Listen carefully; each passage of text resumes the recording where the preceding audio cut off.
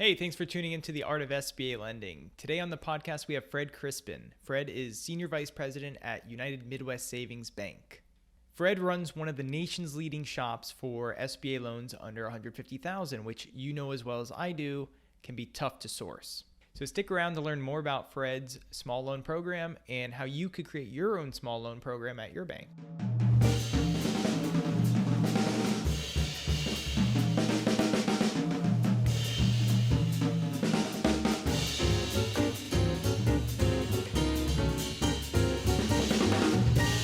Hey, Fred, how you doing? Welcome to the Art of SBA. Thanks. Great to be here.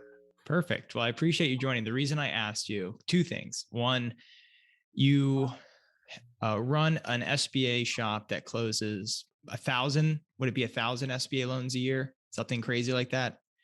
It's getting up there. Yeah, it's getting close. we're funding a little over 70 a month right now. And it's small average loan. Your average loan for the shop's under 300, right? Under 300,000.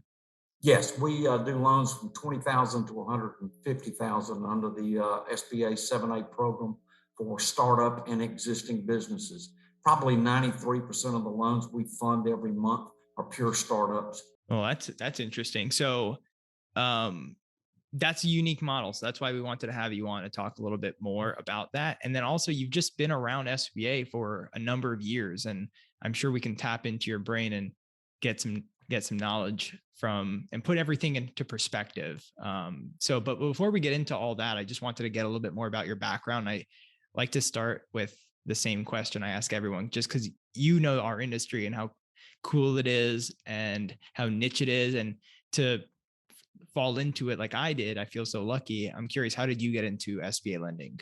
I went to work for a small bank here in Panama City back in 1987. I had a background in commercial real estate lending, and the chairman of the bank, the owner, asked me to come in and build him a statewide SBA lending operation. I didn't know anything about SBA lending. He said, "I'll teach you what you need to know about SBA, but I need somebody that's experienced building real estate uh, type origination operations." So that's how I kind of got into it, fell in love with it, and just kind of stuck with it over the years. Wait, so what were you Um, doing before that? Something in real estate? I was doing commercial real estate brokerage, large project financing, condo projects, uh, hotel motels, strip centers, that sort of thing.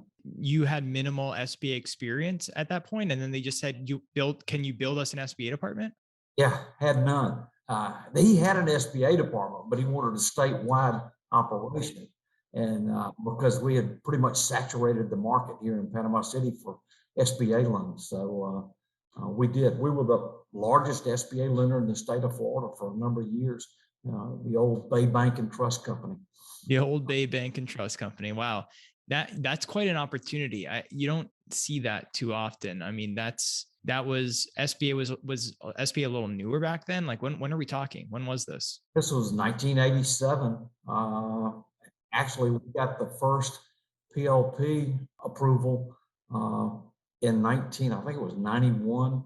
We were the first PLP lender in the Oh, state of that's your Florida. claim to fame? Uh, and then, we left that bank at one point in time and got involved with a non-bank lender and ended up with a group out of New York. Was that BLX? Yes, BLX. Okay. So you were at BLX, you were at Borrego. BLX had its problems. We left BLX and took it, the small loan division, which we had developed at BLX, and moved it to Borrego. And we were there for about 8 years. We were at BLX, I think, 11 or 12 years. And then when BLX had the problem with Pat Harrington, the rogue loan officer up in Michigan, we picked it up and moved it to Borrego. And we were at Borrego, I think, 8 years until Borrego was owned by a Native American tribe.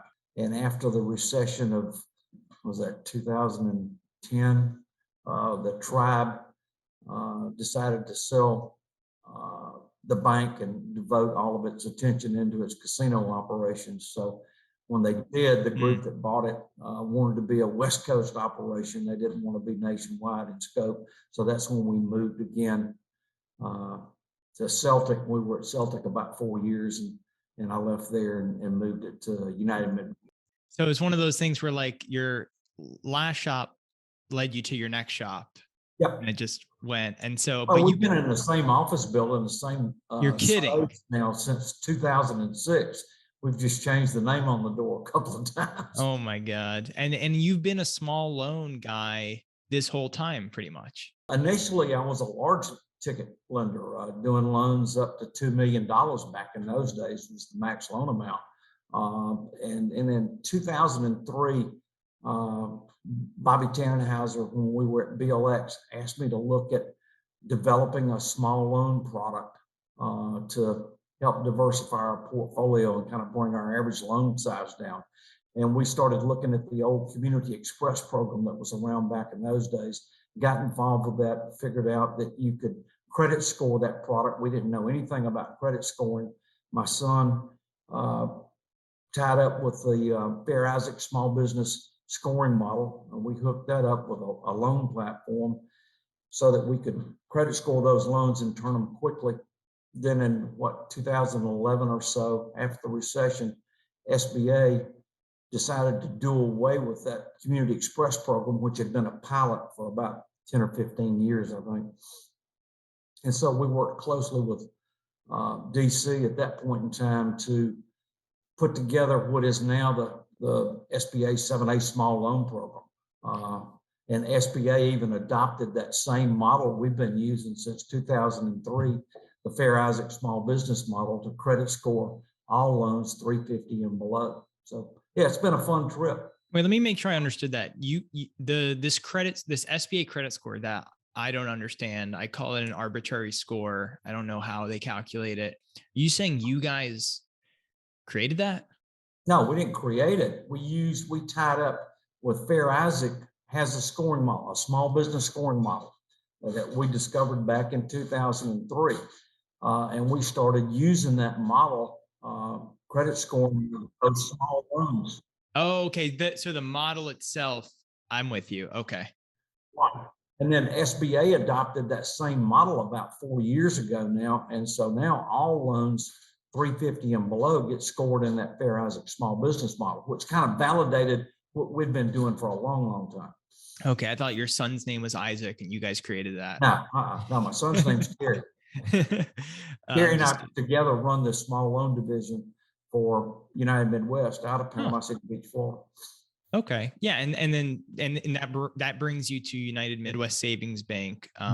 And what exactly this is going to be a weird question, but like you got into SBA as like in management, and I'm like, what do you do? Like, what's your role? My primary role is marketing, working with various brokers that we've developed relationships with all over the country. Very closely aligned with the small business development centers, which are associated with colleges and universities all over the country, and marketing the product. Making changes in the system when we need to. Like a director / business development role. Yes. In the small, because you guys do larger loans too, in a kind of a separate, almost run it like a separate division.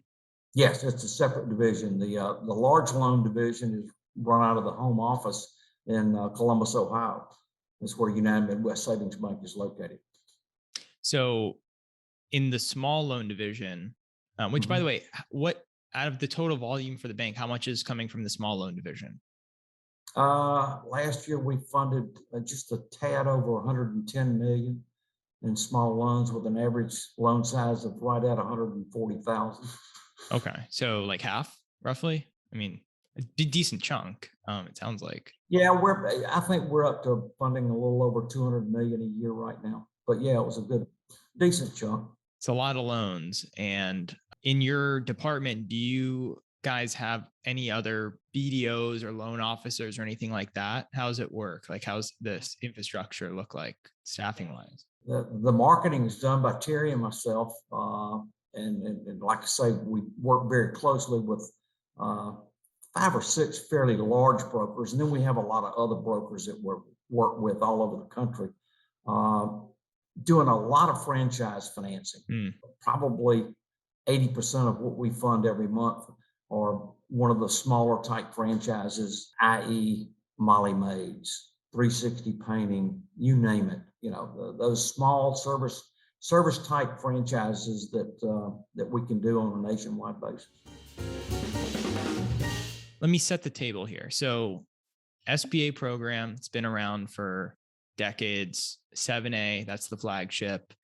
Yep. And lenders have figured out ways to book loans, sell guarantees, make premiums, and build out departments.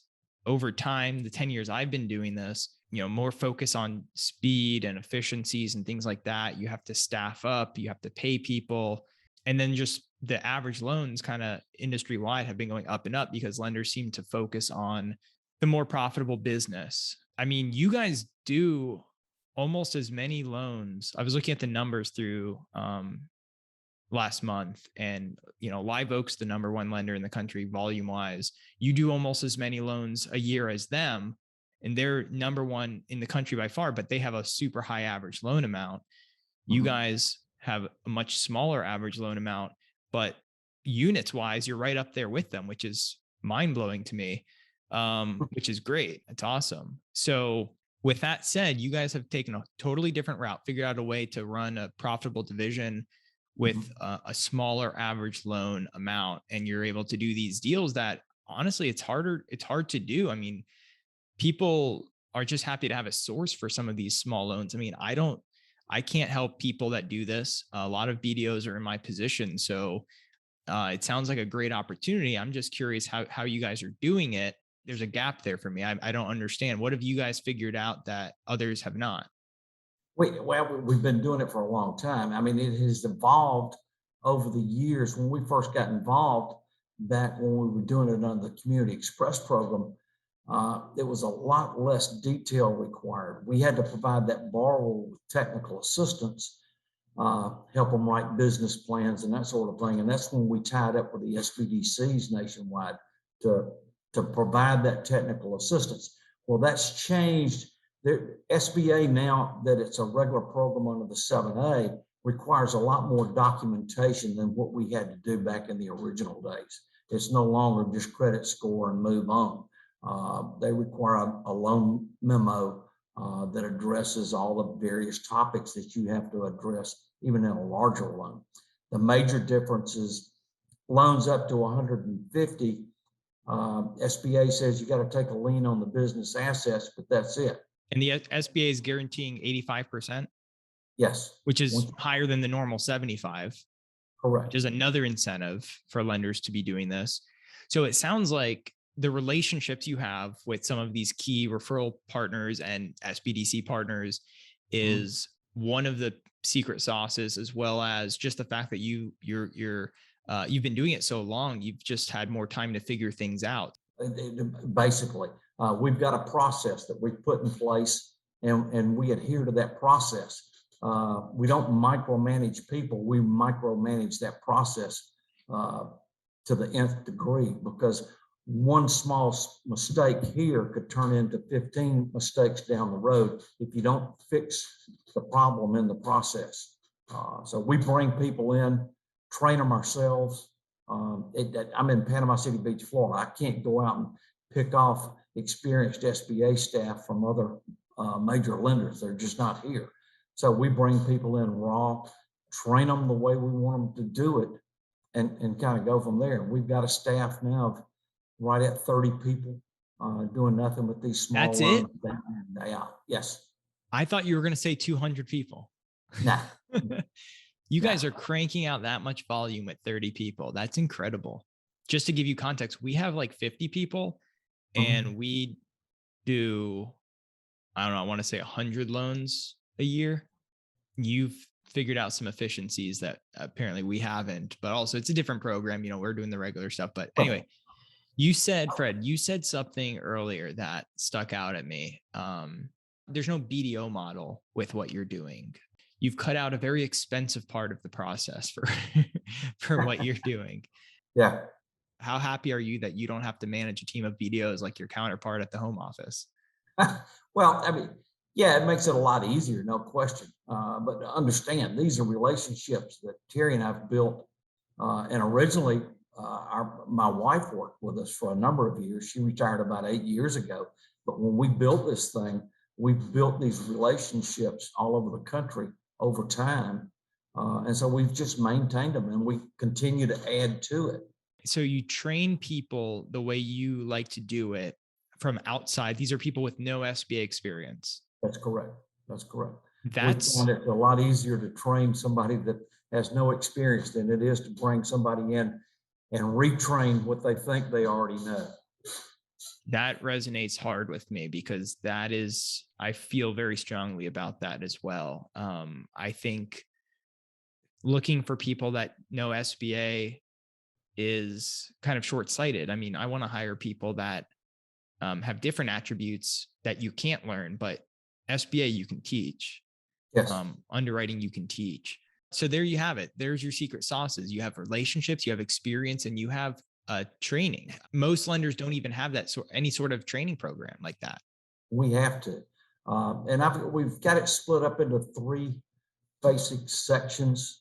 We do processing packaging is our first group that takes those applications in, loads them into a platform, scores them.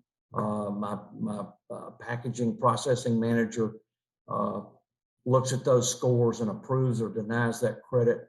If he approves it, he assigns it to a processor, and she starts communicating with that borrower, keeping that broker in the loop with a checklist. This is what we're going to need to move this loan down the assembly line, so to speak. Once she gets everything into the file that needs to be there, then we move it into underwriting. And I've got a staff of, I think, 6 or 7 underwriters now doing nothing but these loans. But we try to keep it as cookie cutter as we can. Like projections, we require that the projections go on into an Excel spreadsheet that we've developed so that my underwriters are looking at the same thing on every deal. They're not having to look at 15 different formats for projections. The same with business plans. Originally, back in the early days, we'd get a business plan on all loans. Now, we give the borrower a one-page questionnaire that if they've written a business plan, they can answer those questions real quickly. But we don't have to go through that business plan and make sure everything in that plan is in compliance with SBA and their requirements, because we will constantly having to have borrowers make changes to their business plans. So, and then from underwriting, once underwriting signs off on it, it moves into closing, and the closers pick it up, finish up the file, prepare the closing documents, and everything now is electronic through DocuSign. They shoot it out to the borrower, they sign electronically, shoot it back. Terry and I countersign the loan files. We upload them at night to Columbus, and the wires come out of Columbus, usually the day after the day we upload it. And servicing happens in Columbus. Okay. What do you like on a startup, do you need a 10% equity injection still, even on these small loans? Yes. Okay. So you have to do equity injection verification. Yeah, we do that. We learned over time that you're better off with borrowers that aren't just coming in with their barely scraping together their 10%. We want to see at minimum 50,000 sitting in an IRA, 401k, checking, savings. So they've got some fallback room on a startup, so that if they don't hit their projections right on target, they've got some ways to help bolster that thing up. So that's important for us. Yeah, post-close liquidity is big right now. We should all be looking at that. Isn't it true you can charge more than the typical prime plus 2.75% on a smaller loan? On loans 20,000 to 50, we charge prime plus 3.25, which makes the rate today 6.5%. Anything above 50,000, it's prime plus 2.75 is the max you can do. Oh, okay.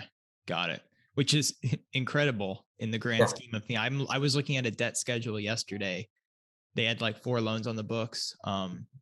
34%. Yeah. Yeah. Well, one of the things we've really stressed in the last several years when we do outreach events is to refinance fintech loans. Those guys that are sitting out there charging, they, they tell the borrower, hey, we can get money in your checking account in 24 hours. What they don't tell them is what they're going to pay for that privilege. And it's like you say, 30, 40% payments coming out daily, automatically drafted out of their business checking account. So small business can't survive on that. Before the pandemic, I was calling that an epidemic. Mm-hmm. And they were going so fast that half the borrowers didn't even know what they were signing, which is on Right. them. But I mean, I saw so many deals over the few years before, and I think it slowed down after. I think a lot of those lenders might have gone under or pulled back a Yeah. lot. I think they went under a couple of them. I mean, I remember talking to one guy who was being brought to his knees by two loans for $200,000, Mm-hmm. and he had $100 million revenue company. And I said, why did you take these out? And he said, I'm a dumbass. So I'm hearing a lot of good stuff. Let me try to find something negative here, Fred. I mean, you're cranking out numbers. Yeah. You're doing shorter underwrites. You're basing more reliance on a score that I still say is arbitrary. I don't know any better, but That's just a quick down and dirty, and it allows us to approve or deny that initial credit the same day we get it in. But we still have to build a loan memo for SBA, and every audit, there's more and more they're wanting included in that loan memo. So we just have to roll with it and do it. Well, you're also doing a lot of startups, which are considered riskier transactions. Would a lender expect to have a higher default rate by doing this type of program, a lot of small loans and a lot of startups? Oh, absolutely. Absolutely. And that's probably another thing that keeps a lot of lenders out of it.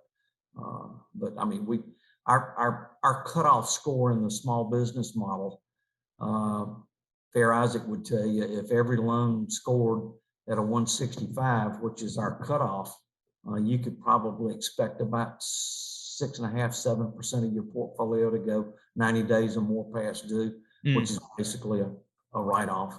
And most lenders are wanting to manage their portfolios a lot better than that.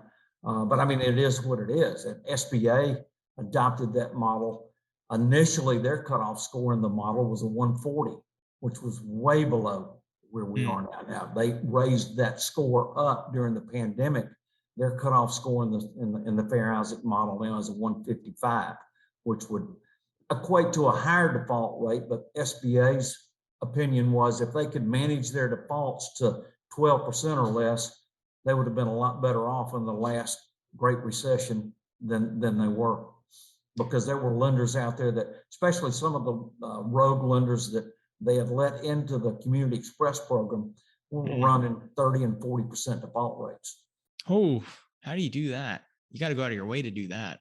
They had their own internal scoring model, and they were not in it for the benefit of SBA or anybody else. They were just racking up fees. A 6% default rate is definitely manageable, especially with an 85% guarantee. And if I'm the SBA, I am all for this, because you're helping in the mission, first of all, because small loans is a big part of their efforts right now. And startup businesses are going to create more jobs, I feel like, versus a business acquisition that's simply retaining the jobs on $1 million loan. Like, to do 150,000 and create 5 jobs with a franchise is great. And a small loan, and maybe in an underserved market. I mean, so I think the SBA will take that all day long.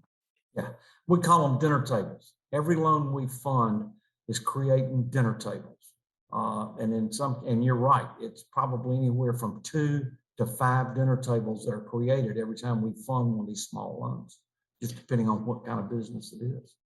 So what about technology? Has that played a part in any of this? I mean, it's just been brought to the forefront. Are you using it? Or are you planning on using it to increase efficiencies in any way? Oh, absolutely. We've got a loan platform that we initially load everything into to pull their credit, communicate with Fair Isaac, create that score. And then from there, we start collecting documents and information to build that SBA file, and we're looking at a system that would help pull that in easier. And right now, we're also working with a new closing system that would drastically speed up the time it takes to create closing documents from what we're using right now, maybe from a 2-hour process to a 30-minute process. Well, it's crazy what people are doing now. I mean, I was on a call today. We're building out a portal that's for folks to drop in their loan documents and whatnot. And Right.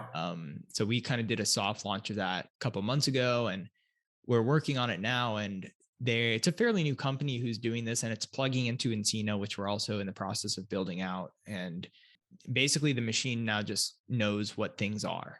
Like it's AI now, basically, which is crazy. Exactly. And we were at a conference a couple of weeks ago. This was definitely a topic for the discussion, SBA conference. And I could just see some of the lenders are really embracing technology right now, but some are avoiding it like the plague. They're just like, that's not how we do it. You got to embrace it. I mean, I don't see how you can operate, especially in this small loan environment, without it. And Yeah. like I said, we're trying to automate more and more every day.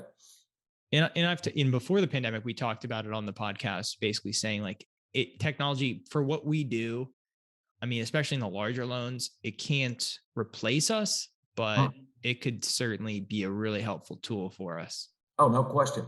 My head underwriter asked me a long time ago. He said, "God, are we going to get to the point that you're going to not need us anymore?" And I said, "No, absolutely not. We got to have more and more. I mean, we're constantly training additional underwriters just to keep up with the pipeline. Mm-hmm. I mean, at any given time right now, I've got around 270 loans sitting in our pipeline in various stages, going down out of the assembly line. So it's Well, that's got to be the biggest challenge today for most shops is capacity, staffing. Um, is that true for you guys or? Yeah, we were having a problem for a while, but now that seems to be kind of worked itself out. We've been able to hire several folks in the last couple of months that kind of helped ease that situation for us.